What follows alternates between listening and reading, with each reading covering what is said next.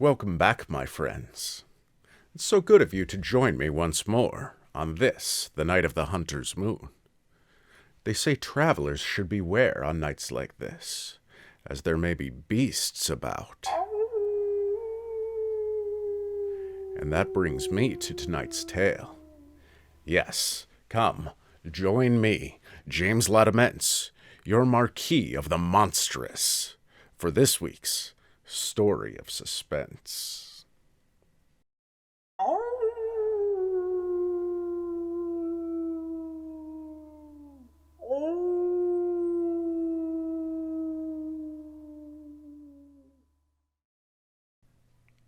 Into the snow-locked forests of Upper Hungary steal wolves in winter. But there is a footfall worse than theirs to knock upon the heart of the lonely traveler. One December evening, Elspeth, the young newly-wedded wife of the woodman Stefan, came hurrying over the slopes of the White Mountains from the town where she had been all day marketing. She carried a basket with provisions on her arm. Her plump cheeks were like a couple of cold apples. Her breath spoke short, but more from nervousness than exhaustion. It was nearing dusk, and she was glad to see the little lonely church in the hollow below, the hub, as it were, of many radiating paths through the trees, one of which was the road to her own warm cottage, yet a half-mile away. She paused for a moment at the foot of the slope, undecided about entering the little chill, silent building and making her plea for protection to the great battered stone image of Our Lady of Succor, which stood within by the confessional box. But the stillness and the growing darkness decided her, and she went on. A spark of fire glowing through the presbytery window seemed to repel rather than attract her. She was glad when the convolutions of the path hid it from her sight. Being new to the district, she had seen very little of Father Rule as of yet, and somehow the penetrating knowledge and burning eyes of the pastor made her feel uncomfortable. The soft drift, the lane of tall, motionless pines, stretched on in a quiet like death. Somewhere the sun, like a dead fire, had fallen into opalescent embers, faintly luminous. There were enough only to touch the shadows with a ghastlier pallor. It was so still that the light crunch in the snow of the girl's own footfalls trod on her heart like a desecration. Suddenly there was something near her that had not been there before. It had come like a shadow, without more sound or warning. It was here, there, behind her. She turned, hurried on her way, and always she knew, though there was no whisper of pursuit, that the gliding shadow followed in her wake. Desperate in her terror, she stopped once more and faced it. A wolf. Was it a wolf? Oh, who could doubt it?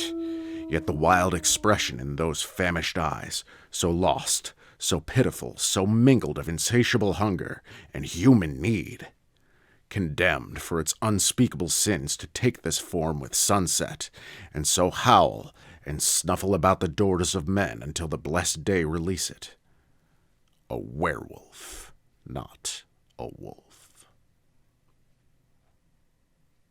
That terrific realization of the truth smote the girl as with a knife out of darkness. For an instant, she came near fainting. And then a low moan broke into her heart and flooded it with pity.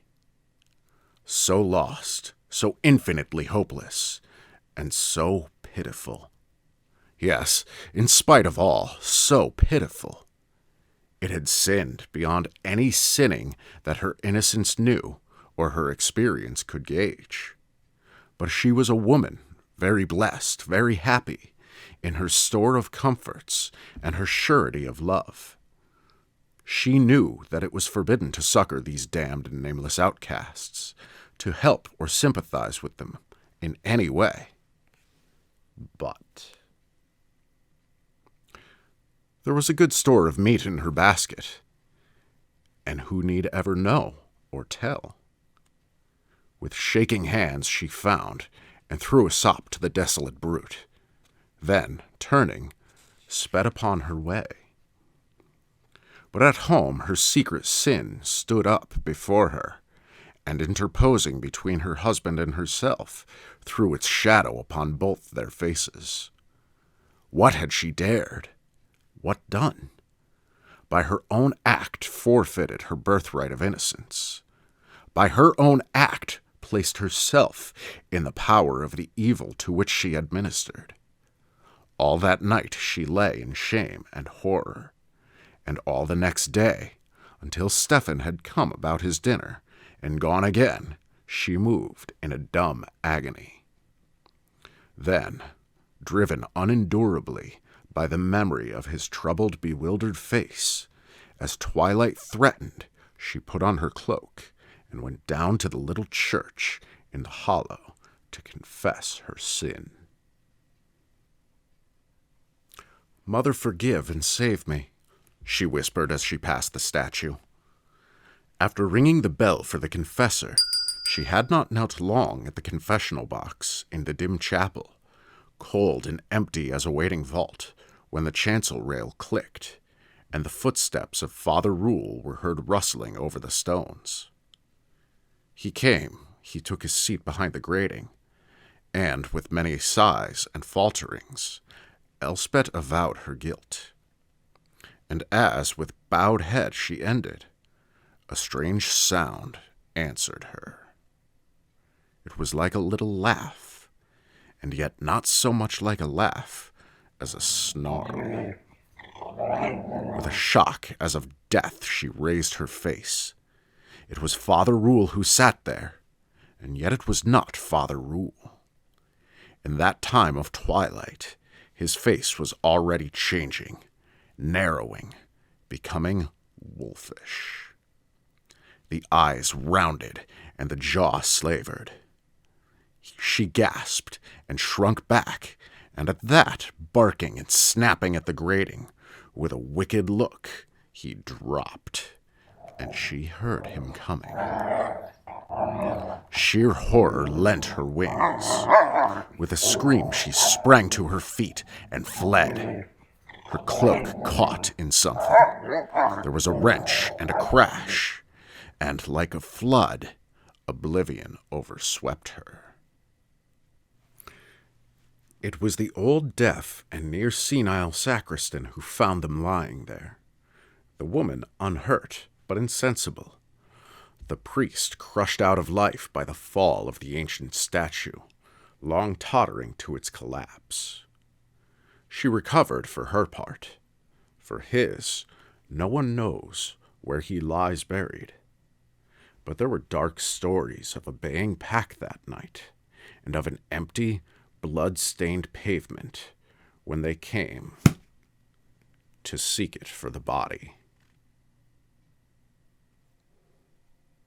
The moon is high in the night sky, my friends, and so I fear we must part ways once more.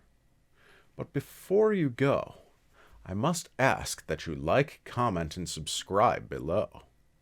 And I will see you again next week for another story of suspense.